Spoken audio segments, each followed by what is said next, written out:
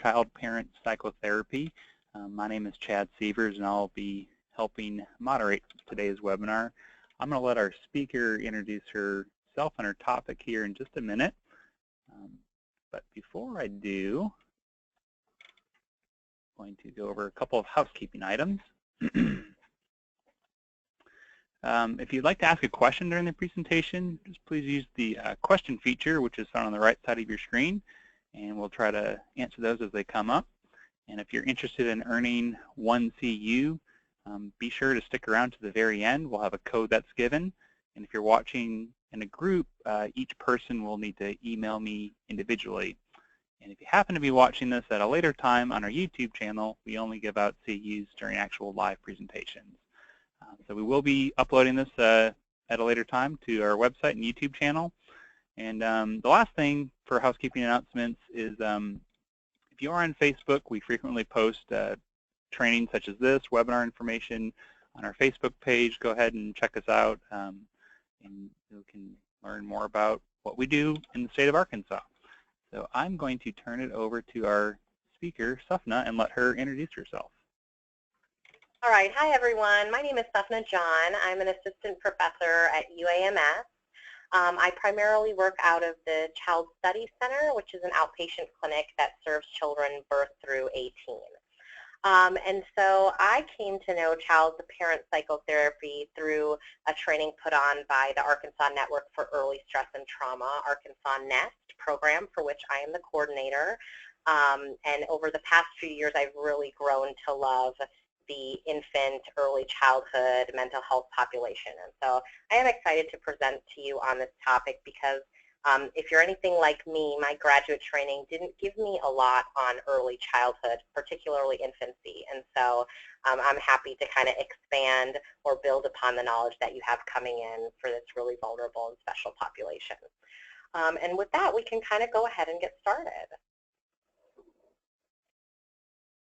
And so really kind of the goals for today are to provide you with a basic introduction to the theory behind CPP, Child Parent Psychotherapy, and how we know that it works.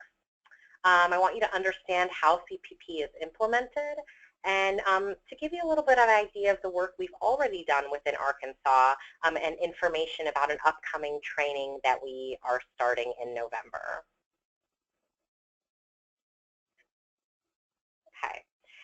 And so really when young children experience trauma, and when I'm referring to young children, I'm predominantly talking about children birth through 5 years, so under 6 years old. So when young children experience trauma, they experience disruptions across development, and that really affects several domains. You can see changes in behavior, changes in emotional control, changes in the attachment relationship, and changes in the way that children think and develop. Really what we know from is that even really young children can show us the impact of their trauma in physiological profiles, so really how their bodies are wired to handle stress. We can see it in the emotional quality of the relationships that they have with peers as well as caregivers in their life. And finally, we can see it in the way that they approach the challenges of exploring the world around them and learning, which what we know is play is the work of children. And so exploring the world and learning is such a fundamental part of childhood. The good news is that strong parent-child attachment predicts greater resilience in the face of early childhood trauma. And that's really where CPP comes in and has its strength. And so some principles of early development that are important to understand before we get into CPP specifically kind of are as follows. So first, memory starts at birth. So babies and young children remember experiences before they can speak about them. And so I think one of the most common myths about trauma in young childhood is because children are so young, they won't remember what's happened to them and therefore they won't be affected by it. But what I want you to think about is even an infant. Let's say you have a very small infant and you have a nighttime routine with them. And then something about that nighttime routine gets disrupted. Well, an infant remembers what's going to happen next and may show some sadness related to the idea, some fussiness or irritability that that routine is changing. They may not be able to verbalize it, but they show us with their bodies and with their behaviors that they do have memories that they can kind of show us about. What we also know is that young children need parents to help them learn how to express and cope with strong emotions without causing physical damage to themselves or other people. They really need caregivers to help them set limits and understand how to regulate the strong emotional experiences that they have. And finally, no matter if it's a dyad, so a parent and a child I'll refer to as a dyad. So no matter if it's a dyad that has experienced trauma or a dyad that has not experienced trauma, conflict between parents and children is inevitable. And I know I'm probably preaching to the choir for any of you out there who are parents, because parent-child conflict is going to happen. The good news is it can be repaired and actually serves as a really valuable developmental function when it's handled correctly. So when handled in a loving way, parents can teach and model for children how to resolve conflicts appropriately, how to compromise, how to show other people that you empathize with their needs, how to adjust your behavior based on the needs of other people, and how to keep calm when you're distressed or disappointed.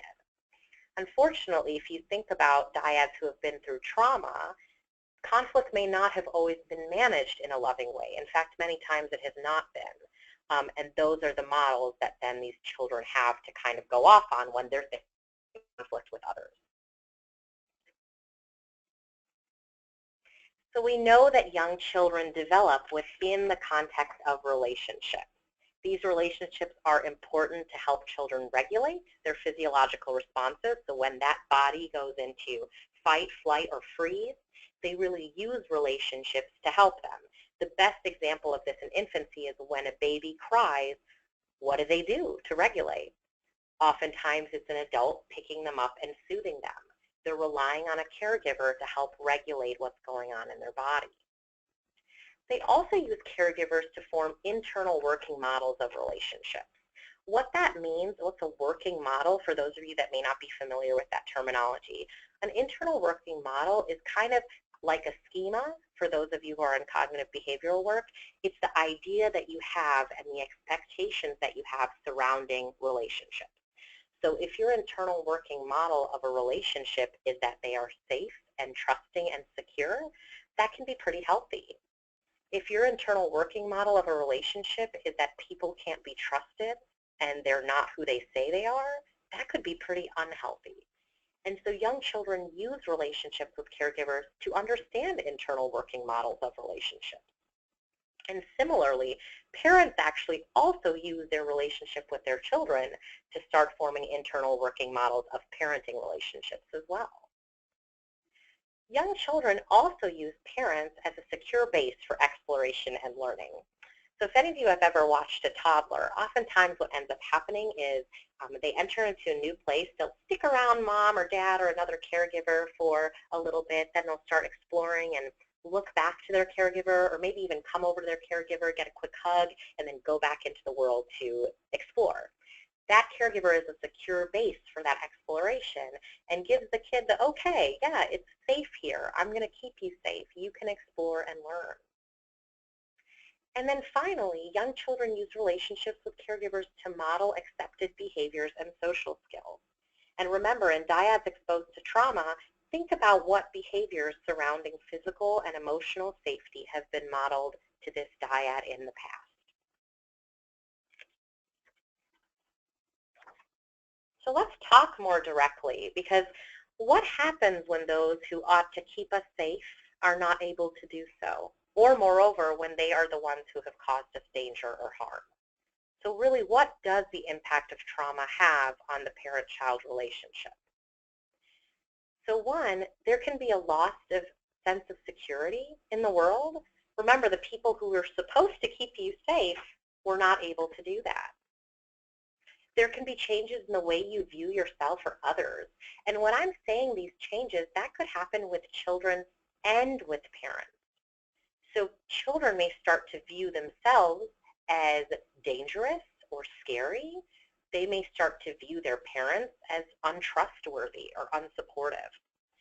Similarly, parents might start to view themselves as unreliable, no good, damaged, broken, and they might start to view their child with resentment, with pity, with remorse.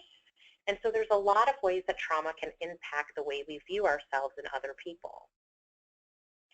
Trauma implies and oftentimes affect regulation. That means you are not able to regulate the moods and emotions that you feel in your body. This is especially impaired for trauma dyads.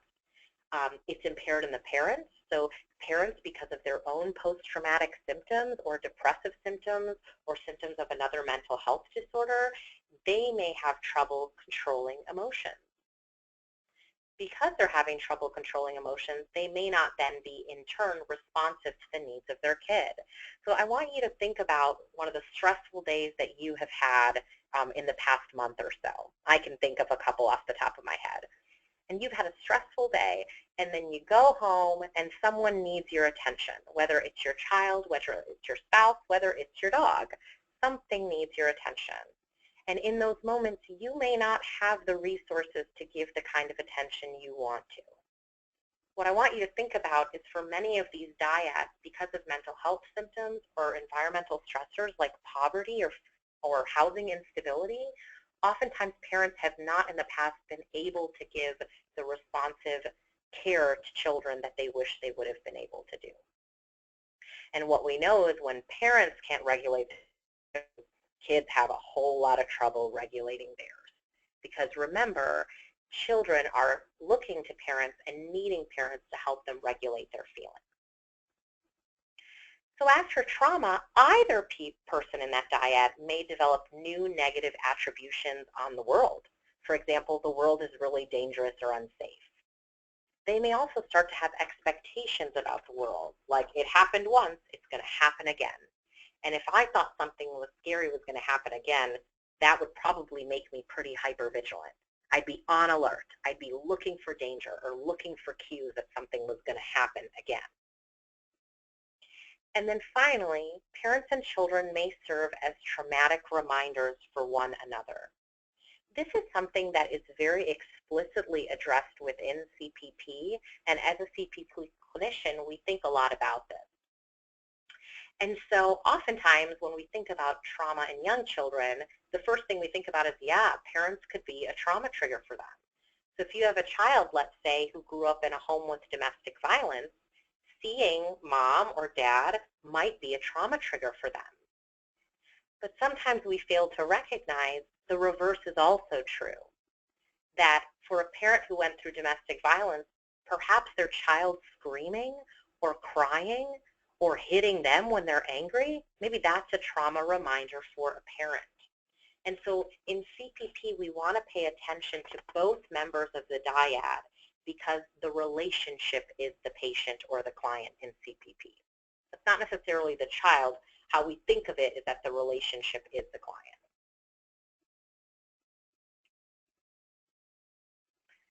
So this is probably not surprising to most of you, but many of the parents we treat in child parent psychotherapy have extensive trauma histories of their own.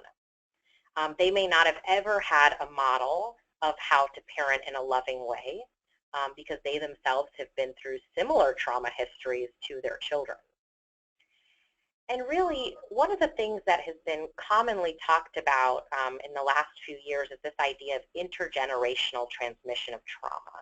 So I think we've all worked with those families where trauma just seems to go from generation to generation. So grandma suffered sexual abuse, so did mom, so did her kid. And we wonder, how does this happen? How does this get passed on? And one of the explanations for this that's brought up in CPP and that we think about is this idea of ghosts in the nursery. What that means is the experiences that we have, we carry them with us, and they shape the way that we think about the world, the way that we behave, our working models of things, our ability to regulate in relationships, and our expectations about the world around us. When those expectations are formed by traumatic pasts for parents, it's no wonder that they're having difficulty when they take on the role of parenting. And oftentimes we will see this in CPP is as parents become triggered, It is a trigger from their own childhood. It is a trigger from their past. It is a ghost. And we talk to parents and get information about parents' trauma history and their ghosts, because when that stuff comes up in treatment, we want to be aware and sensitive so we know how to intervene. So emotional and behavioral problems caused by trauma may often be addressed by targeting trauma symptoms. And so there are 3 interventions that really exist that are evidence-based for trauma in young children. The first is TFCBT, which can be used for children ages 3 years plus. That's trauma-focused cognitive behavior therapy. ARBEST has done a lot of work within Arkansas. I believe the number is now over 1,000 providers in Arkansas have attended an initial training of TFCBT, which is wonderful. The second is parent-child interaction therapy. That's for children ages 2 to 7 and primarily helps children who have disruptive behavior, so aggression, defiance, noncompliance. It's important to note that PCIT is not a trauma therapy, so it's not addressing trauma, but it is shown to be effective in populations who have experienced trauma. But it really is more targeting the behavioral difficulties. And then finally, there's CPP, which is ages 0 to 5. There are a couple other interventions out there that target this population. The research evidence behind them doesn't tend to be as strong, or there aren't availabilities for that training within our state. So we're really going to focus on child parent psychotherapy today. So CPP is an eclectic therapy. So it really draws on theory from psychodynamic theory, attachment theory, social learning, trauma theory, more minorly cognitive behavioral therapy. And so it definitely is what the creators will say is what's unique about CPP is its ability to integrate these variety of theories into a more comprehensive treatment. And so for me, this was pretty exciting because I had gotten some training in some of these theories, but myself as a clinician, I was really trying to figure out how do I make this all work together in an evidence-based way. So I want to know what I'm doing is working. How do I make it work and kind of honor all those different traditions that I have learned about and that I see value in? And I think CPP does a nice job of that. So kind of the basics, child parent psychotherapy is appropriate for children ages 0 to 5 years that have experienced traumatic stress. It addresses behavioral difficulties, emotional difficulties, post-traumatic stress symptoms, attachment concerns. It requires consistent caregiver involvement, but the caregiver is very flexible. So that could be a grandparent, it could be a biological parent, it could be a foster or adoptive parent.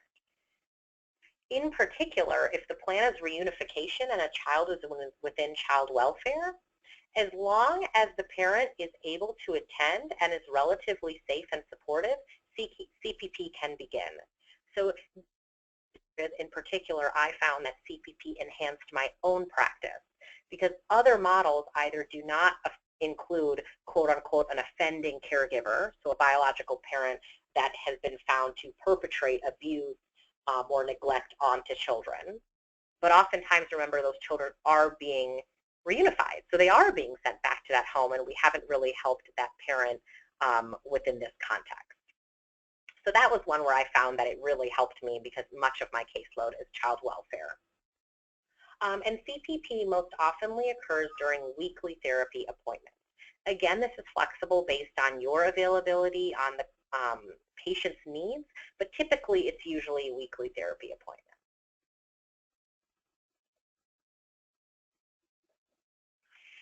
So CPP targets different areas. The first is there are jointly constructed meanings in a parent-child relationship. These meanings arise from how parents and children view themselves and each other, and it manifests in the language we choose, the behaviors we engage in, and how we play. So this is best kind of explained through an example, I think. So let's think about a parent, let's say that the child is 3 years old and the parents were in a domestically violent relationship that the child witnessed. The parents are now separated and mom is participating in CPP with her 3-year-old son. When mom asks her 3-year-old son to do something, like many 3-year-olds do, he refuses to do it. He yells, he screams, he pouts, he throws toys. So his behavior might mean, I don't want to do that. I'm having fun doing what I'm doing. It might mean, I don't know how to tell you that I'm angry at this. The parent, however, may interpret this child's behavior as, I think I'm in charge. I'm the one who calls the shots. And as a result, they might lash out at the child, they may enter into a power struggle with their child, or they may shirk back from that assertion of authority. Because in many cases, parents are triggered by children. And so in this moment, mom may be triggered by her kid. And kiddo may be acting in a way that he has seen modeled before. And so really there are these constructed meanings within the child-parent relationship, and they're expressed in a lot of different ways. And some of these meanings are really unhealthy, and they lead to chronic patterns of unhealthy interactions between parents and children. And that's really what we're trying to get at and shift for parents. So the goals are really to encourage normal development. So what we know is trauma derails development. It can derail it in several different areas. We're not only talking about like mental health or social emotional development, but even things like cognitive development, so how you're thinking. We really want to restore typical levels of affective arousal. So really what we want parents and kids to both have is a more regulated system with emotions and to trust more in bodily sensations.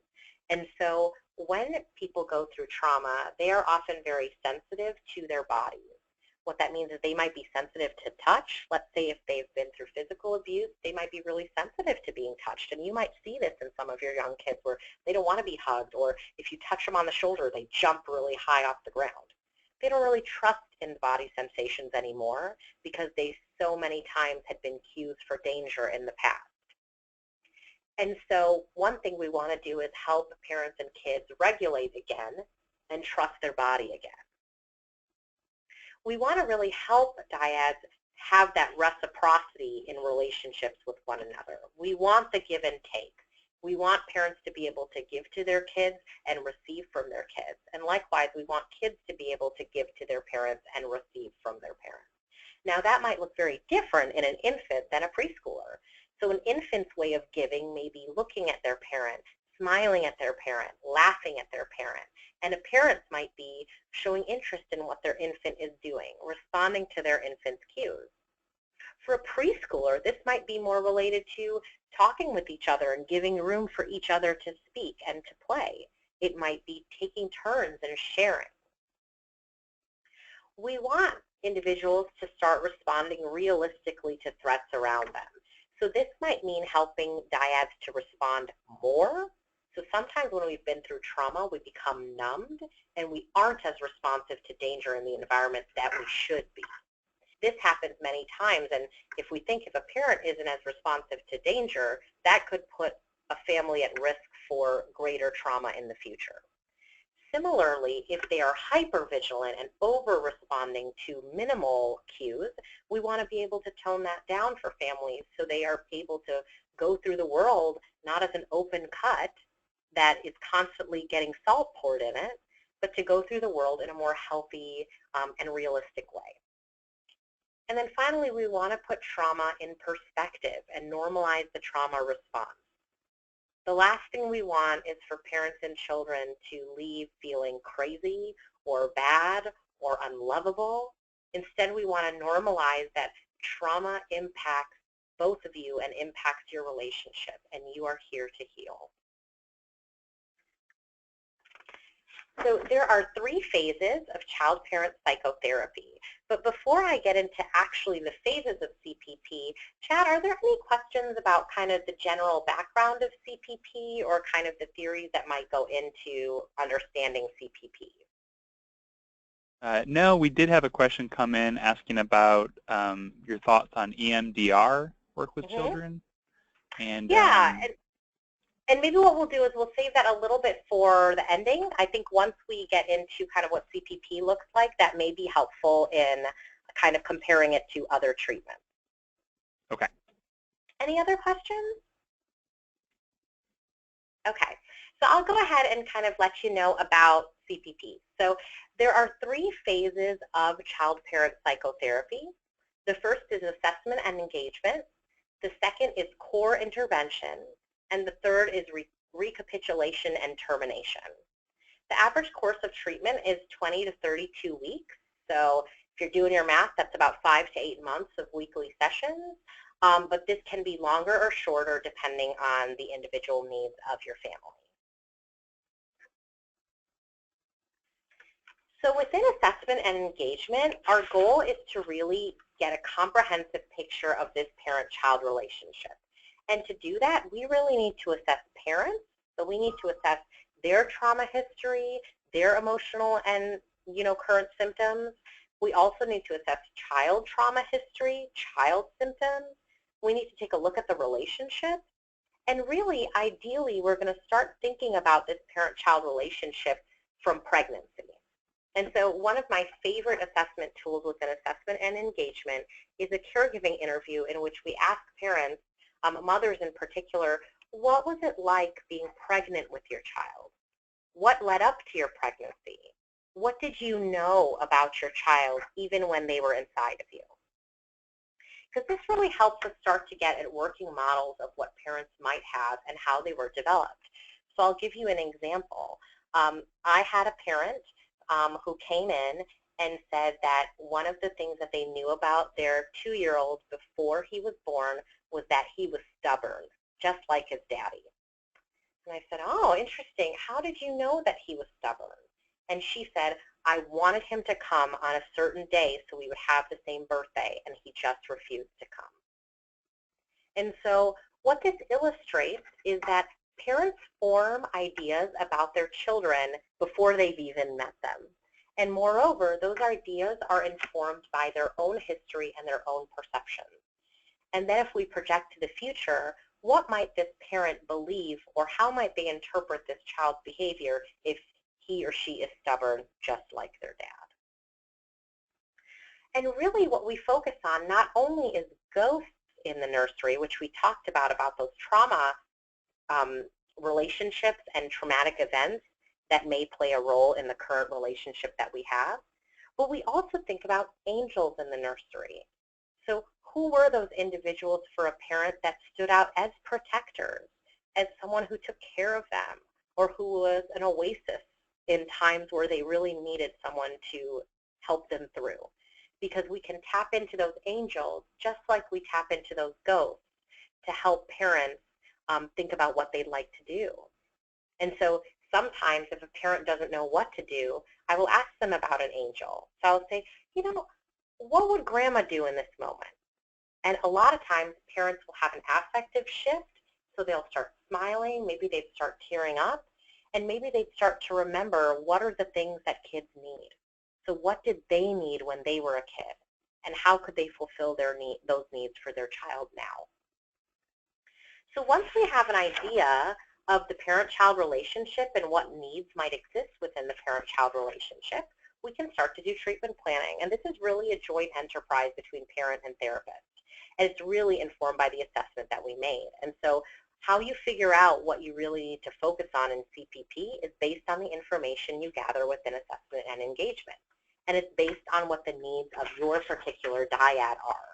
And so if you're looking for a treatment where you do the same steps with every family every time, that is not CPP. So CPP provides a framework, but really utilizes your own family's needs and your own strengths as a clinician to help you flexibly use this treatment to help your family. And so this is not one of those manualized treatments where you're going to do this session this week and this session the next week. That's just not how CPP looks. There are some central principles, though, of how we intervene in CPP. CPP is reflective and primarily non-directive. So let's take both those words individually and start with non-directive. So a directive therapist will speak pretty openly and be the expert and tell a parent what they're thinking, what they need to do. Non-directive is more of taking a stance of watching and waiting and wondering with a family. And you use reflective questioning to help a family come to an idea within the relationship with you. So you might ask questions like, what do you think he's feeling right now? You might ask a child, what was it like for you when mom was put in jail? And similarly, mom, what do you think she was feeling when you were arrested and had to go to jail? What does he need from you now in this moment? So instead of saying, well, let me tell you what he needs, he's obviously scared and he needs you to pick him up and hold him, it's more of a reflective process. It's more of helping parents to think through these things and helping kids to think through their own emotions so they are able to come to a solution. No matter what port of entry, modality, domain you choose, a very core principle of CPP is that you don't intervene without considering the impact of your intervention on both members of the dyad. So even when I'm talking to mom specifically, I'm keeping in mind how this statement will impact this child and will impact the relationship. And similarly, if I'm intervening to the child, I'm thinking, how is dad hearing this intervention as I'm saying it? What does this feel like for the relationship? And finally, CPP has the utmost respect for parents, because truly it is the parent who has the rightful place to guide a child through life and through this trauma. So my job is really to facilitate a parent being restored into that role of guiding their child, being restored into that protective shield for a child. And that is really the goal of a therapist. So certainly in the room with CPP, there will be 3 dyads. There will be child to parent, parent to therapist, child to therapist. But the most important dyad is parent to child. And the therapist will use everything that they can to really focus on that dyad and support that dyad in healing. So there's lots of different intervention modalities that you use within CPP. The first and most important is play. And so what we know is play is the language of children, and any intervention for children ages 0 to 5, play is going to need to be a crucial component of that treatment to work. It's developmentally appropriate to use play as a platform. So play is not only used as a platform to talk about emotional and physical safety, it's also used as a platform to help parents have reasonable expectations of development. And it's used as a platform to process through trauma. And so play is an integral part of CPP. The next is unstructured developmental guidance. What this means is that I don't go into a session thinking, I'm going to teach a parent about the impact of trauma on childhood today. Instead, when something presents itself in session, so in an unstructured way, I may provide developmental guidance. So let's say a parent reaches out to his child and the child jumps. I might say something like, that's pretty common for young children who have experienced trauma to be really sensitive to touch. Mom, what do you think he was feeling in that moment? And so what you do is provide some quick developmental guidance and then get back into reflective questioning to help a parent think through that situation. Or similarly, if a child is yelling at a parent and a parent starts to tear up, we might say, just like kids, grown-ups can feel sad and scared. How do you think mom is feeling when you're yelling? And so whether it's intervening to a parent or a child, we can use some developmental guidance to help the dyad understand each other's perspective. In CPP, we model protective behavior.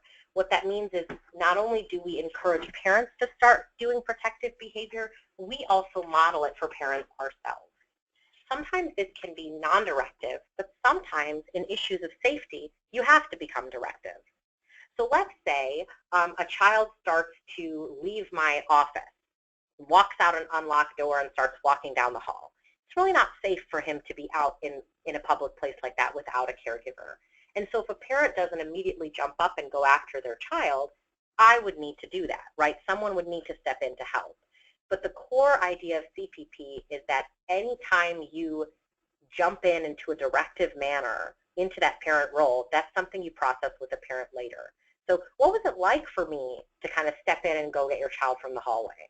What were you thinking in that moment? What do you wish you would have done? How did you think your child responded when someone got up and kind of brought them back into the room?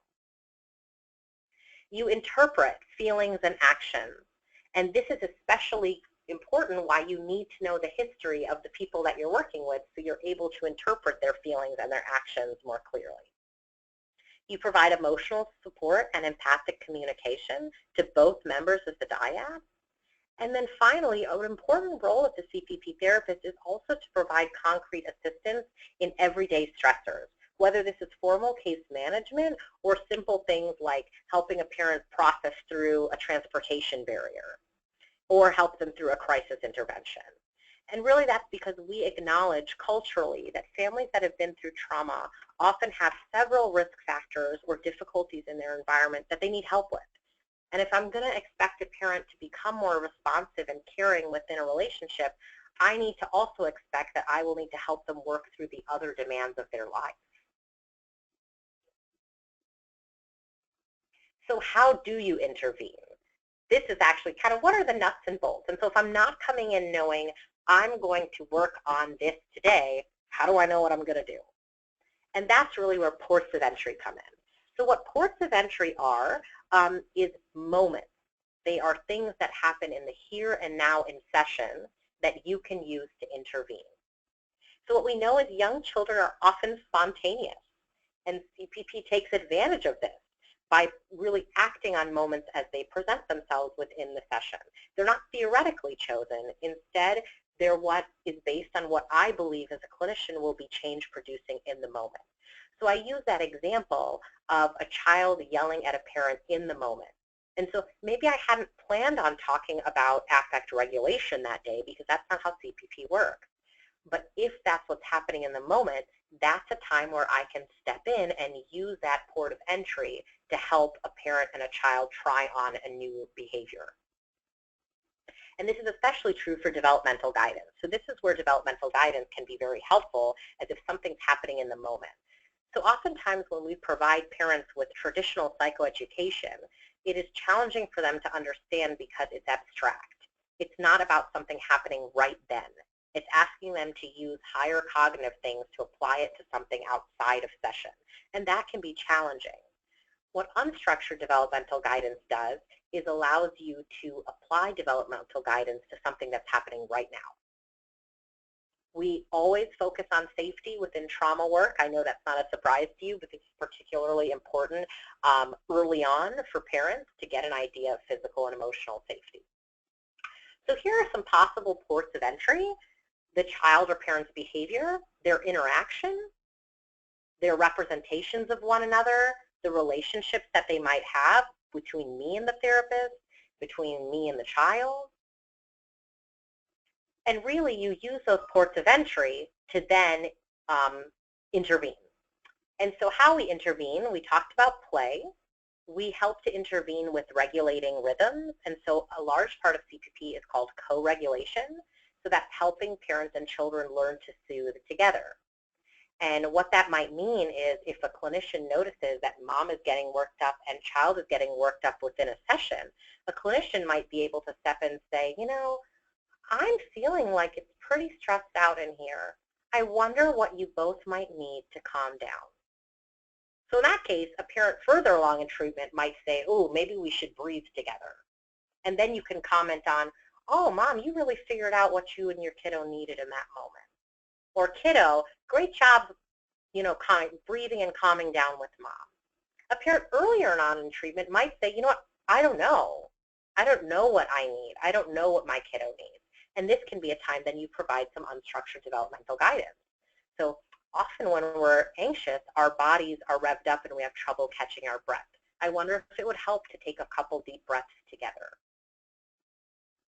Another domain of intervention that often happens is related to child fearful behavior or child aggression. And again, we can intervene in similar ways to what I was saying. Parental use of physical discipline, parental use of verbal aggression. So this might be a moment in which you have to step in a more directive way. So if a parent is walking towards a child with their fist in the air, I'm not going to allow them to hit their child because I'm being non-directive and reflective.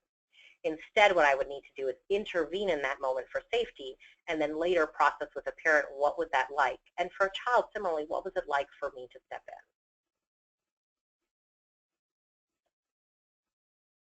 And then finally, termination is a phase of treatment, not a one-time graduation session. So in CPP, termination extends for multiple sessions. It's processed over time, and it's really helping the relationship to integrate what they've learned and the new working models they have for one another. And as always, good goodbyes are really important in trauma work. So many of these parents and children have never had a good goodbye with people that they love. People are taken away from them. In the case of child welfare, they were removed from each other, often abruptly. And so giving them a space to try on good goodbyes and healthy goodbyes is really important. And that's an important portion of CPP treatment. So really, how is CPP useful? Well, one, it's able to treat children 0 to 5, which is the most vulnerable age bracket for exposure to traumatic events. I think in Arkansas, roughly half of substantiated reports of child maltreatment are for children under the age of 5 years, with age 0 to 1 being the most substantiated of all age brackets. Okay? And so for me, before CPP, I knew TFCBT and PCIT. So I could treat kids 2, 3, 4, 5, but 0 to 2, I didn't know an evidence-based treatment to treat that population. CPP promotes inclusion of biological parents who may be court-ordered to participate in the services. So this is really a treatment that allows you to expand the type of caregiver that you are able to see. For example, trauma-focused cognitive behavioral therapy does not typically include an offending caregiver. CPP is able to do so. CPP provides a framework for utilizing your strengths and flexibility to enhance delivery. And so for some individuals, the notion that they have of evidence-based treatment is that it's too structured, it's too rigid, and it doesn't let me be the clinician I feel comfortable being.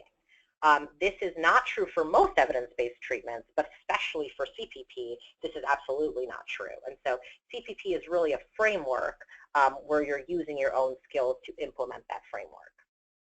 And then finally, birth to 5, it's a really complicated population. And then when you add trauma into the mix, it becomes even more complicated. And so really helping you to build a repertoire of effective interventions you can use to meet the needs of all of your clients. Because I'm sure if we look back in our own practice, there are families we wish we would have helped more. And I know that personally, there are families that I wish I would have had CPP back then because I think I would have done something different. And so it's always nice to have a larger toolkit. That way you can pull tools in a more effective way. So CPP works. How we know it's worked, it has been tested in a variety of settings with diverse populations, and it has demonstrated results with follow-up data collected up to 3 years after families complete treatment.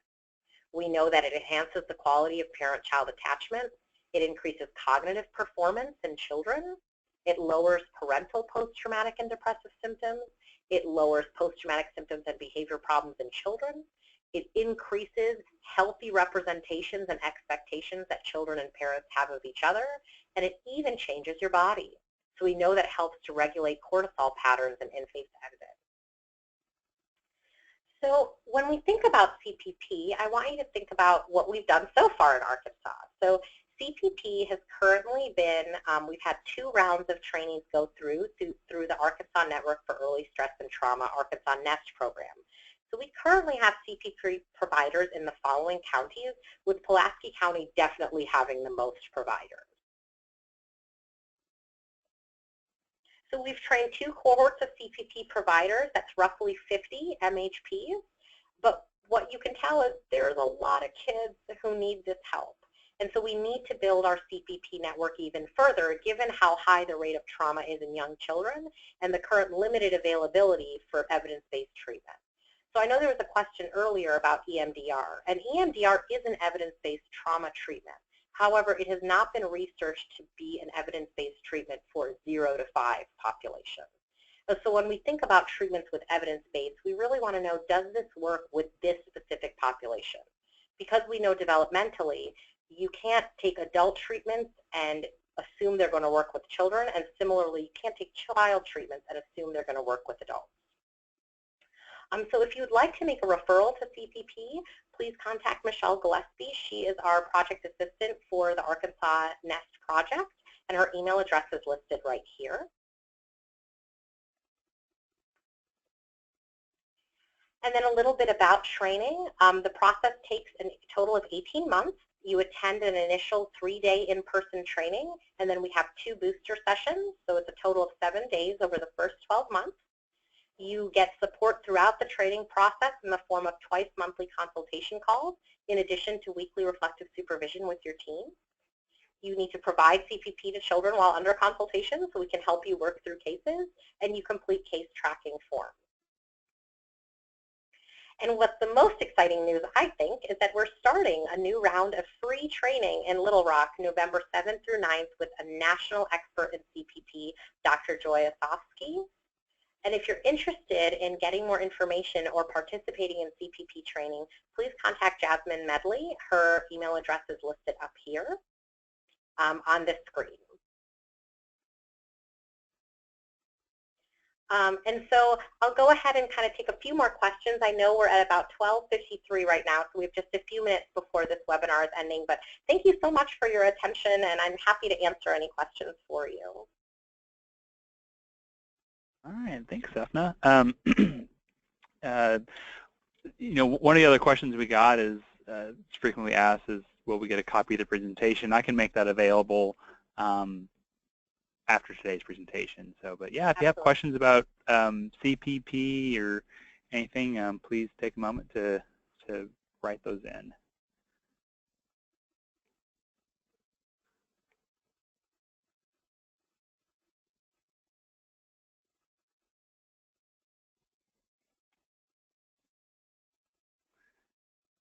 And so, Stephna, I kind of have a question I know sometimes gets asked, and we're getting a couple of other questions in here. Let me read them. Okay. Oh, so a person asked, what about CPP being used with older children if there's developmental delays? What are your thoughts on that? That's a fantastic question. And so oftentimes we treat older children that are developmentally in the 0 to 5 range. What I can tell you is CPP is largely developed with, that's a weird way to say it, but it's largely developed with development in mind. And so while we don't have a lot of research support testing CPP with older children, I often find myself using CPP principles with children who are 6, 7 that have delays. What you wouldn't want to do is get too far away from 5 years of age, simply because we don't have the necessary research to know that it's effective with that age group. But this is a great time to use your clinician judgment as well. And I think as you learn more about CPP, you'll be better able to kind of use that judgment to see, is this the right treatment for this child? Or would we want to do something like TFCBT or another intervention that would meet their chronological age better? Okay. Another question that is asked is, how would you address providers that say all child work needs to be done by a registered play therapist and not other providers? Yeah, and so, you know, I try to stay away from all or nothing statements because they're usually not accurate. And so what we know is that, and what we've shown to know is that these treatments have been demonstratively effectively done by clinicians who have gone through this training from a variety of backgrounds. So in the past 2 cohorts that we've had within CPP, we've had individuals with a large variety of training in mental health, not only in their orientation, but also their previous experience, their degree. It's varied. And so what I would say is CPP has been successfully disseminated with providers who have a range of backgrounds in training.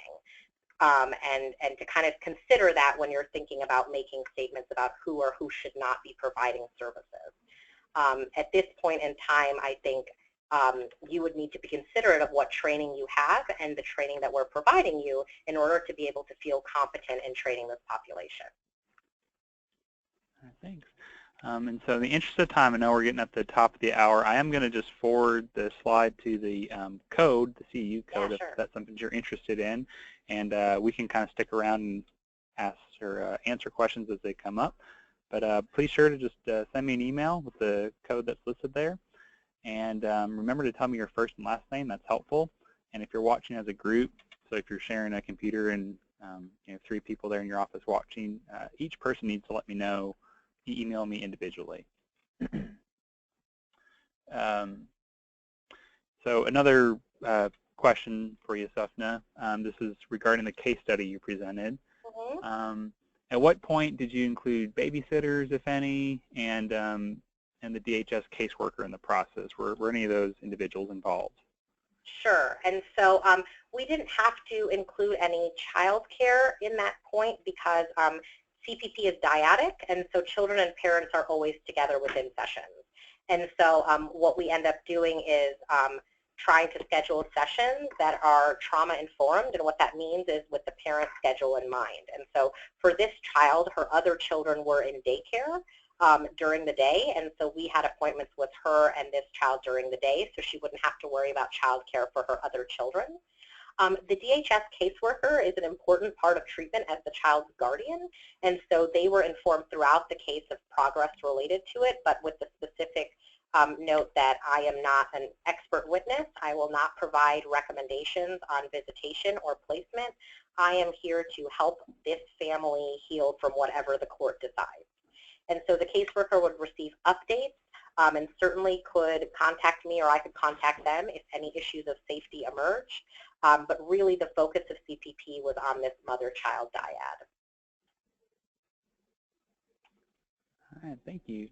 Well, I think we're pretty close to the top of the hour, so if folks want to sign off, feel free to do so. We will just hang out for another 30 seconds or so and answer any other questions. Otherwise, if you think of it after the fact, please send me an email.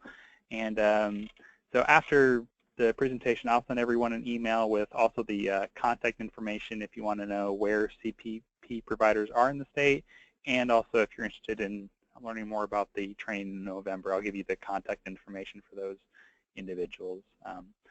So thanks for tuning in, and hopefully you can join us next month for our webinar then. So thank you, everyone.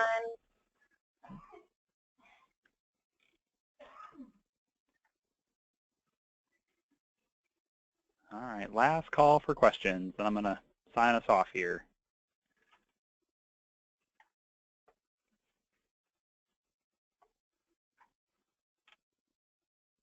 All right, everyone have a great rest of the day, and we'll hopefully talk to you next month. Take care. Bye-bye.